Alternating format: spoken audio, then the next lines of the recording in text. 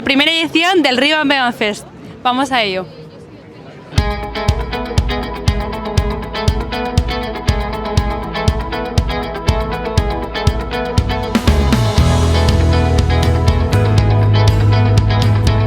Estamos con Luis García, que ha abierto esta primera edición de este festival vegano. Nos has hablado de tu libro Alambre de Espino y tu experiencia también en Palestina. Bueno, pues primeramente queríamos hacer un recorrido, unas preguntas un poquito más generales, ¿vale? ¿Cómo ves tú ahora mismo el movimiento animalista en España? Bueno, lo veo luces y sombras. Creo que es bueno que cada vez somos más, es una evidencia que vamos ganando gente. Y sí es cierto que la pandemia creo que nos hizo daño porque nos separó un poco. Yo creo que el tema de que nos recluyera durante la cuarentena y durante el resto de meses en casa, pues hizo que mucha gente se quedara con un activismo cómodo delante del ordenador, y eso nos sacó un poquito de las calles. Pero está claro que eventos como este nos sirven para volver a reunirnos, volver a vernos las caras y volver a la calle, como digo. Bueno, creo que hemos tenido ciertos avances que tenemos que celebrar. No son suficientes, obviamente, pero creo que lo poquito que vayamos haciendo, teniendo en cuenta el contexto, ya es algo que nos tiene que dar positivismo y esperanza de que podemos seguir haciendo más. No debemos de conformarnos, pero bueno, celebrar lo que llevamos y seguir. A ver, por un lado, creo que hay cada vez un poco más de empatía, hay que visibilizar, pero por otro lado, con los gobiernos que hay, no sé, me tiene un poco preocupada porque hay cosas que parece que no avanzan mucho, no por nosotros, por los animalistas, sino por los gobiernos que hay, por la derecha en el gobierno. Eso es lo que creo. Así que nosotros como movimiento, muy bien, porque cada vez tenemos más alcance y yo creo que cada vez hay más empatía y más conciencia. Pero bueno, creo que se debería de legislar más y mejor. Pues la verdad es que el movimiento animalista en España está creciendo de forma exponencial, porque al final la gente tiene la sensibilidad por los animales. Tenemos en cuenta que, por ejemplo, en Madrid hay más animales domésticos en casas que niños de menores de 16 años. Es decir, es muy habitual encontrarnos que buscamos ese cariño y buscamos el tener el contacto con la naturaleza, que al final esos animales son de la naturaleza, y ese amor que nos dan cada vez impacta más y cada vez te encuentras que el movimiento animalista es más potente. Como movimiento, ¿qué crees que deberíamos hacer para avanzar más y más rápido? Bueno,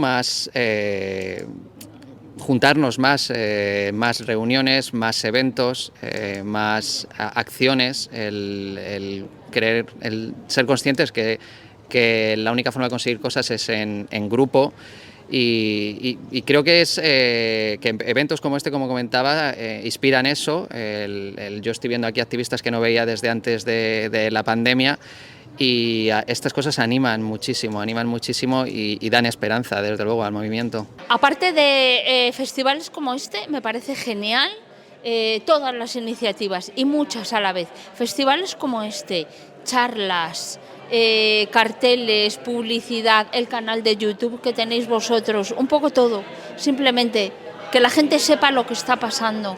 Solo nos duele lo que conocemos, lo que no conocemos no nos escuece. Entonces, que todo el mundo sepa lo que se le hace a los animales. Claro, yo me voy a la carrera. ¿Quieres llegar lejos o quieres llegar rápido? Si quieres llegar rápido, vamos a llegar corto. Si quieres llegar lejos, si quieres acabar con muchas crueldades, tenemos que ir lentos. ¿Por qué? Tenemos que ir más lentos. Pero se puede llegar. Y se puede llegar apoyándonos y estando unidas. Es decir, la única forma de lograr liberar animales es no matándonos en público. Hablamos en privado, solucionamos los problemas en privado y nos lanzamos a cambiar el mundo, pero todas de la mano en los puntos en los que podamos encontrar unión. Luego ya cada persona que elija donde otras diversiones, otras diversificación, ¿vale? Pero que luchemos por cambiar esos puntos en común que tenemos y esa forma de ver. Creo que unirnos colectivamente. Creo que muchas veces entre nosotros nos tiramos muchas piedras contra nuestro propio tejado y somos muy diferentes y tenemos posiciones políticas muy diferentes, pero hay pequeños objetivos que nos unen y es ahí donde tenemos que ser fuertes. Entonces, unirnos en esos pequeños objetivos y que se vea lo grande que es el movimiento animalista en sus diferencias también. Seguimos entrevistando a gente de aquí del Ribes Vegan Fest. Ahora estamos con Sergio. Vamos a preguntarte sobre la ley de protección animal, sobre la cual ha sido tu charla. Concretamente, ¿cuáles son los objetivos si sigues la dirección y si hay dirección general de los animales en esta próxima legislatura? Bueno, pues yo espero que la Dirección General de Derechos de los Animales continúe. No sé si seré yo o no, pero bueno, nosotros estamos intentando dejar todo el trabajo lo más avanzado posible, los reglamentos de la ley, muchos proyectos que hemos iniciado para que, bueno, continúen y sigan avanzando en el tiempo que queda. Y bueno, los objetivos de la Ley de Protección Animal es acabar con la lacra del abandono de animales y el maltrato de animales de compañía en nuestro país. Creo que la ley pone pues unos primeros pasos y ahora nos queda mucho trabajo por hacer, pero bueno, son los primeros pasos para acabar con esa lacra. En relación también a esta ley, ¿cómo crees que está avanzando el movimiento animalista en nuestro país? Bueno, yo creo que avanza cada vez de una manera más firme. Creo que hace unos años el movimiento se nutría de gente con muy buena voluntad, pero quizá no tanta formación o quizás no tanta profesionalización, y yo creo que ya estamos viendo un movimiento mucho más profesionalizado, mucho más organizado, mucho más capaz de tener influencia además a nivel político, y creo que eso es muy positivo. Lo vimos hace quizá unas décadas con el movimiento ecologista, que quizás hizo ese mismo recorrido, y ahora lo estamos viendo con el movimiento animalista, y lo estamos viendo además como resultados también en las políticas, en los avances en nuestro país y en la propia concienciación de la ciudadanía. ¿Crees que los protectores están calando en el ideario común? ¿Están llegando a conectar con esta gente que veía a los animales como unas personas con agentes externos? Yo creo que las protectoras están haciendo una labor encomiable, luchadora como no las hay. El problema que se encuentran es que están superadas, y entiendo su frustración porque al final es muy complicado, pero sí están llegando a la gente, porque además la gente en general tenemos esa conexión con ese animal tótem, que al final ese animal que nos llega, al que le gustan los gatos, al que le gusta, tiene un animal que le toca el alma, y ese animal es el que nos va a llegar. Entonces las protectoras tienen ese animal. Lo único que tenemos que hacer es enseñar al mundo que ese animal existe, que ese animal está ahí, porque va a encontrar la persona que ame a ese animal. ¿Y tú crees que la lucha animalista va de la mano de la lucha antiespecista, o actualmente es un poco más como idearios que van juntos, pero todavía cuesta? Cuesta porque socialmente nos han fracturado. Pero realmente el movimiento antiespecista nace del movimiento animalista. Todos hemos partido de una base social en la que teníamos, pues eso, un animal que nos conectaba. Todos tuvimos un rescate. Yo recuerdo mi primer rescate con 6 años, que al final me conectó con los animales, que me ha ido llevando a una lucha mayor. Y esa lucha se puede llegar, pero también hay que saber conducir a las personas hasta esa lucha. No podemos marcarnos en todo por todo, sino en ve caminando y yo te acompaño para llegar más lejos. ¿Tú crees que el zorro es una de las especies más atacadas política y socialmente? Sí, quitando por supuesto los animales utilizados en la industria cárnica, la industria peletera por supuesto, pero bueno, el zorro es un animal odiado, perseguido, que se le caza en algunos sitios todos los días del año, se le caza de todas las maneras posibles, incluso en sus propias madrigueras, incluso crías de zorro, con perros, y entonces sí, el zorro desde luego es uno de los animales más odiados y perseguidos, porque además de cazarle existe una cosa llamada control de depredadores, que es como una carta en blanco para matar todos los zorros que quieras, cuando quieras y como quieras. Entonces el zorro desde luego necesita un empujoncito, un foco, visibilizar lo que le está pasando. Precisamente desde el movimiento animalista, ¿tú crees que una de las acciones más claves que deberíamos hacer es visibilizar? Porque contra este control mediático, otra de las iniciativas, ¿cuál sería? Eso me encanta, visibilizar, que todo lo que está pasando se sepa, que todo el mundo lo vea, que no sean capaces de mirar a otro lado, o que cada vez que miren a un lado y miren a otro se encuentren lo que no quieren ver. Eso a mí me parece lo más importante, la educación, la visibilización, porque cómo movilizar a gente que no sabe lo que está pasando, que se imagina las cosas pero en abstracto. No, es que mira lo que le hacen a los zorros. No, mira, estas son las fotos, esto es lo que pasa. Visibilizar es como lo primero, para mí, en mi opinión. ¿Qué de importante crees que es la interseccionalidad dentro del movimiento animalista? Para mí la interseccionalidad es necesaria constantemente.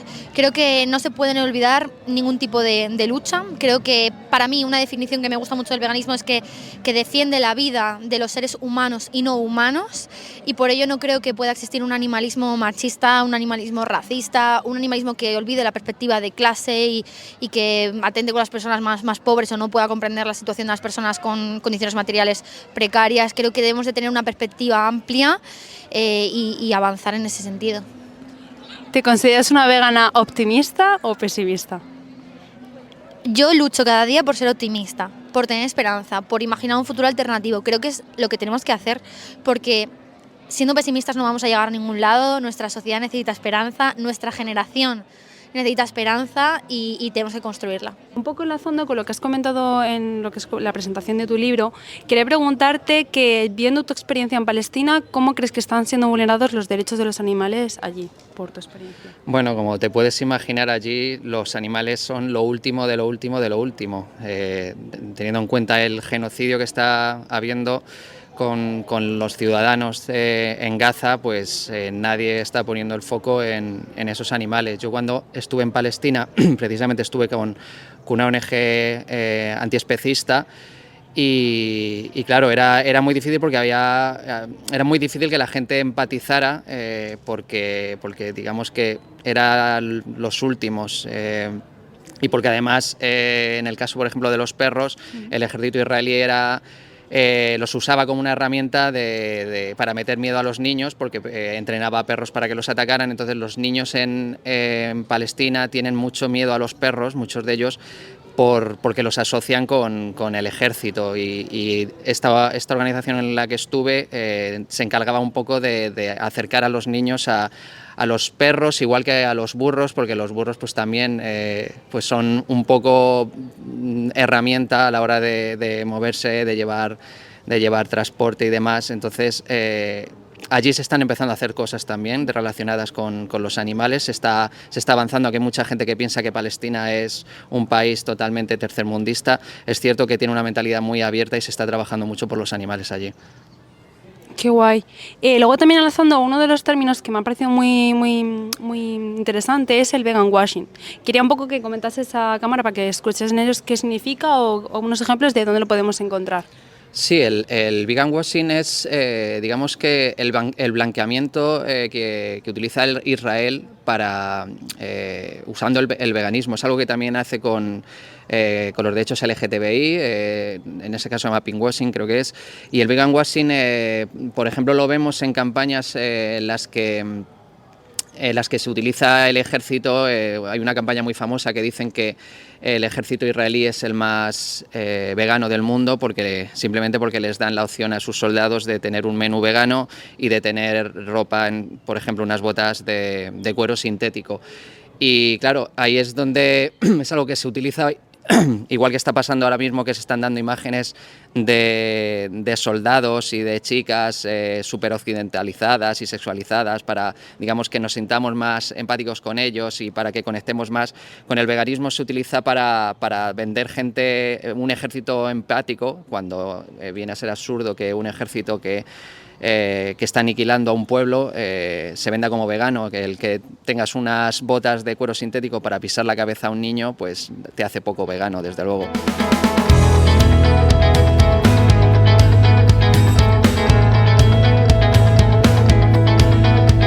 Estamos aquí con María, una de las organizadoras del Rivas Vegan Fest. ¿Qué significa para ti personalmente y para el movimiento animalista en conjunto que haya una primera edición de un festival como este?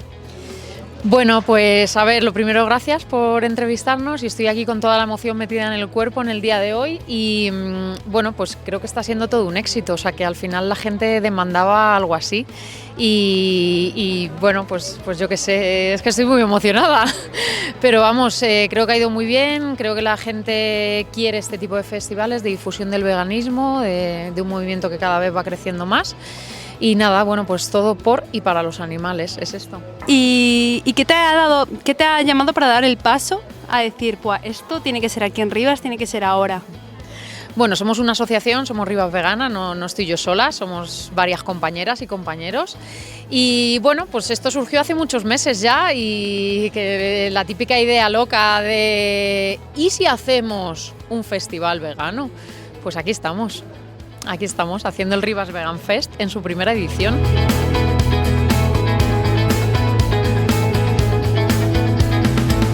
Acabamos la primera edición del Rivas Vegan Fest, una edición llena de charlas, conciertos, buena comida y sobre todo una edición que nos hace dar cuenta que no somos pocos y que esto solo acaba de empezar. Así que nos vemos en la próxima.